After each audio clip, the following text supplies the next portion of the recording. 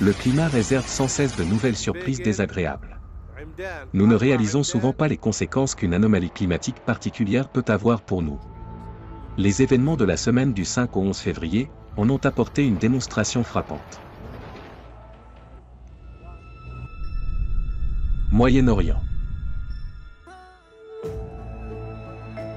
À partir du 5 février, un système de basse pression accompagné de masses froides d'air polaire a couvert les pays du Moyen-Orient. Cela a entraîné une forte baisse des températures, notamment dans les régions montagneuses, où les thermomètres sont parfois descendus en dessous de 0 degrés Celsius. Au Liban, dans la vallée de la Bekaa, d'importantes chutes de neige ont provoqué la fermeture de certaines routes. En Jordanie, le nord et le centre du pays ont été touchés par de fortes précipitations. Dans la région d'Ajloun, il est tombé en une seule journée l'équivalent d'un mois et demi de pluie. Au même moment, il a neigé dans les montagnes. Dans le sud-est du pays, les pluies ont été accompagnées de tonnerres, de grêle et de vents d'ouest violents, avec des rafales dépassant parfois 100 km/h. Dans la région de Mahan, le 6 février, une tempête de sable intense a réduit la visibilité à presque zéro, entraînant la fermeture des routes. Dans le centre de Mahan, des vents violents ont fait coucher les arbres sur des câbles électriques, arraché des citernes d'eau et des panneaux des toits, et brisé les vitres des voitures. En Israël, la tempête a provoqué une chute brutale des températures. Une personne est décédée d'hypothermie, et une autre a été hospitalisée dans un état critique. Des arbres et des pylônes électriques, renversés par le vent, ont bloqué la circulation sur une autoroute.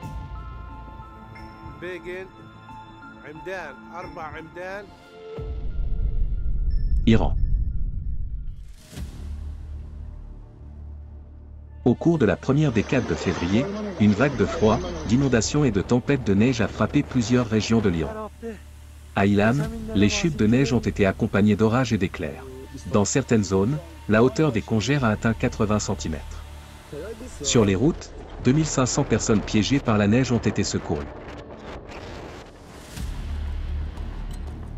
Dans la province du Kurdistan, les températures ont chuté jusqu'à un niveau anormal de moins 21 degrés Celsius. Dans la province de Guilan, des pluies sans précédent ont provoqué des crues des rivières et d'importantes inondations. À Rasht, un record de 107 mm de précipitations est tombé en seulement 24 heures. Au moins 2000 foyers ont été touchés.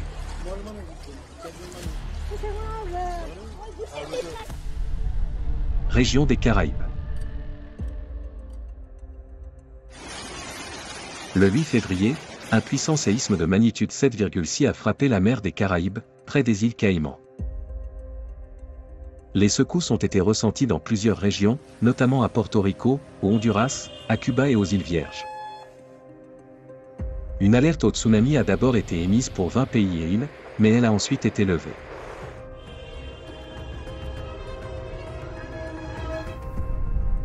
États-Unis. À partir du 6 février, une violente tempête hivernale a traversé une vaste zone des États-Unis, de la vallée du Tennessee à la Nouvelle-Angleterre. Elle a apporté de fortes précipitations, du verglas, des chutes de neige et même des tornades. Dans la région mid-Atlantique, après une pluie verglaçante, une couche de glace atteignant jusqu'à 11 mm s'est formée sur les surfaces. Plus de 90 000 foyers ont été privés d'électricité en raison de la chute d'arbres glacés sur les lignes électriques. Le verglas a provoqué de nombreux accidents de la route. Des centaines de vols ont été annulés ou retardés, notamment dans les aéroports de Philadelphie, Washington, Boston et New York. Dans plusieurs États, un phénomène météorologique extrêmement rare, appelé « orage de glace », a été observé. La pluie verglaçante était accompagnée d'éclairs et de tonnerres. En Virginie occidentale, de fortes pluies ont fait déborder les rivières. Les services d'urgence ont mené des dizaines d'opérations de sauvetage dans les zones inondées. Plusieurs tornades ont traversé le Kentucky. Dans le Tennessee, une tornade F2 a causé la mort de 2 personnes et blessé 3 autres.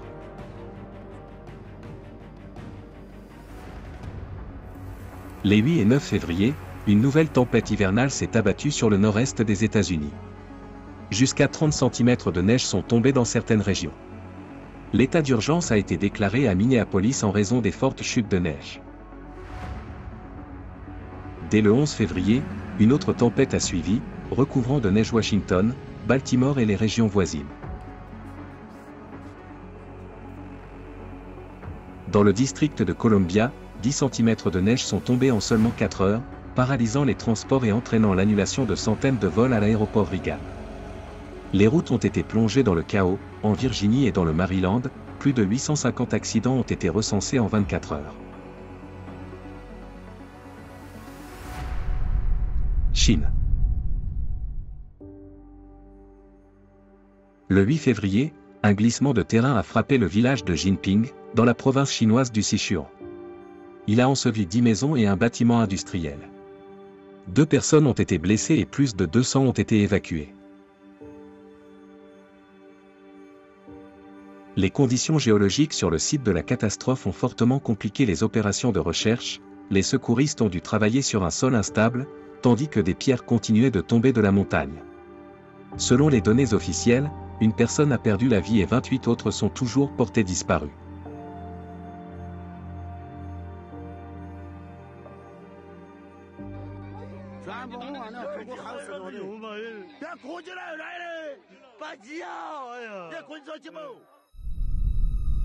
Japon.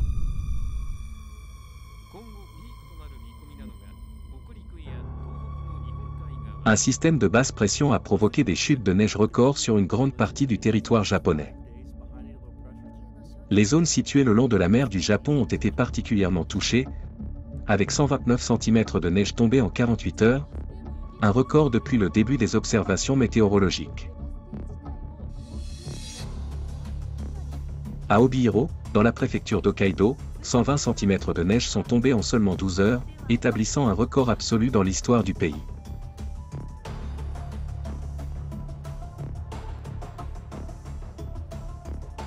Les spécialistes ont averti qu'en cas de prolongation de précipitations intenses au-delà de 3 jours, de nombreux toits risqueraient de s'effondrer.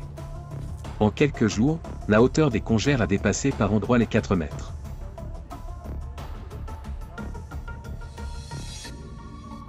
Des autoroutes et des routes nationales ont été fermées. Dans la région d'Okunoto, plus de 90% des routes équipées de systèmes de fonte des neiges ont été endommagées lors du séisme de magnitude 7,6 du 1 janvier 2024, rendant ces équipements inutilisables.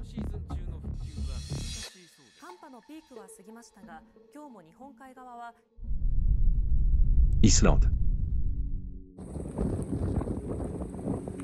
Le 5 et le 6 février, l'Islande a été frappée par l'une des tempêtes les plus violentes de ces dernières années en provenance du sud. Un niveau d'alerte rouge a été déclaré sur presque tout le territoire. La rafale de vent la plus puissante, atteignant 66,3 mètres par seconde, a été enregistrée à une station météorologique de montagne en Islande de l'Est, un record en 24 dernières années. La vitesse des rafales dépassant 40 mètres par seconde a été enregistrée sur 77 stations à travers le pays. En conséquence, des dizaines de vols ont été annulés à l'aéroport international de Keflavík. Les intempéries ont gravement endommagé l'infrastructure, des câbles électriques et de fibres optiques ont été sectionnés.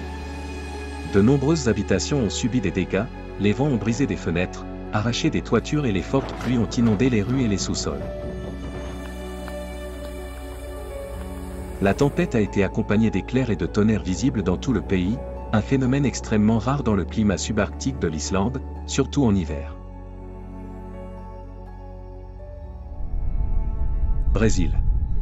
Dans l'État brésilien de Pernambuco, 2 jours de pluie torrentielle ont provoqué des inondations et de nombreux glissements de terrain. En seulement 3 heures, la ville de Recife a reçu l'équivalent d'un mois de précipitations. En 2 jours, 200 mm de pluie sont tombés, établissant un record absolu des observations pour un mois de février. En raison de la tempête, les écoles ont été fermées, ainsi que les administrations et les centres commerciaux. La ligne centrale du métro de Recife, transportant 150 000 passagers par jour, a été mise à l'arrêt. Dans l'agglomération de Grand Recife, 18 municipalités ont été totalement ou partiellement privées d'eau potable. Malheureusement, 7 personnes ont perdu la vie. Un anticyclone d'une ampleur exceptionnelle, formé au-dessus de la Sibérie, s'est étendu sur plus de 8000 km, des îles britanniques à l'extrême-orient russe. Russie. Qualifié de « monstre barométrique », Par certains spécialistes, cet anticyclone a entraîné des multiples records de pression atmosphérique dans la partie européenne de la Russie. Le 8 février à Saint-Pétersbourg, la pression a dépassé 1055 HPA, un record absolu dans l'histoire de la ville pour un mois de février. Cette anomalie météorologique a eu des effets non seulement sur les personnes sensibles aux variations de pression, mais aussi sur la technologie. Dans certains véhicules, le voyant de dysfonctionnement moteur check engine s'est allumé. Selon les experts, cela pourrait être dû à une surcharge du capteur de pression du turbocompresseur causée par la pression atmosphérique exceptionnellement élevée. À l'aéroport de Pulkovo, tous les vols des avions Sukhoi Super G100 ont été annulés, car les instruments critiques de ces appareils ne sont pas conçus pour fonctionner avec une pression dépassant 1050 HPA. À Moscou, un record de pression barométrique pour un mois de février au XXIe siècle a également été enregistré, atteignant presque 1035 HPA, alors que la norme pour la région est de 996 HPA. Tout le monde sait que l'hiver, un anticyclone apporte généralement un temps clair et froid. Cependant, malgré une pression dépassant la normale de 30 unités, et contrairement aux prévisions météorologiques, le ciel de la région de Moscou est resté couvert et il a même neigé. Cette anomalie a laissé les spécialistes perplexes. Une fois de plus, les événements ont montré que l'humanité en sait bien trop peu sur ce qui se passe avec le climat et qu'elle n'est pas préparée aux nouvelles anomalies naturelles. Pensez-vous qu'un seul automobiliste aurait pu prévoir que l'anticyclone lui causerait de tels problèmes? Et pourtant, ce n'est pas le plus inquiétant. Dans notre société, tout y compris les infrastructures les plus critiques dépend de l'électronique, qui peut être mise hors service sous l'effet des phénomènes naturels.